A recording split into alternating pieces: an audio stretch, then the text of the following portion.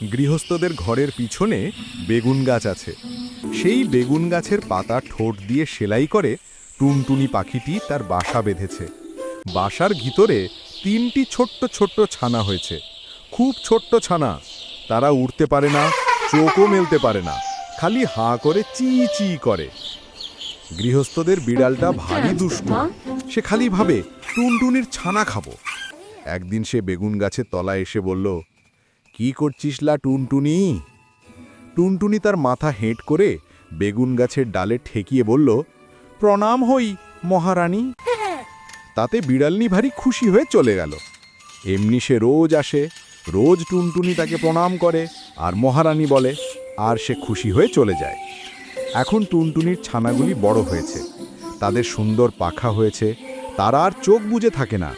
তা দেখে টুনটুনি তাদের বলল, বাছা, তোরা উড়তে পারবি? ছানারা বলল, হ্যাঁ মা, পারবো।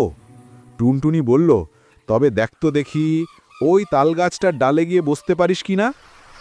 ছানারা তক্ষণি উড়ে গিয়ে তাল গাছের ডালে বসল। তা দেখে টুনটুনি হেসে বলল, এখন দুষ্টু বিড়াল আসুক দেখি।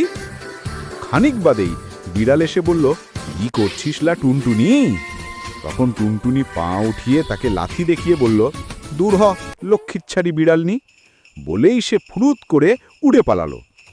দুষ্টু বিড়াল দাঁত খিচে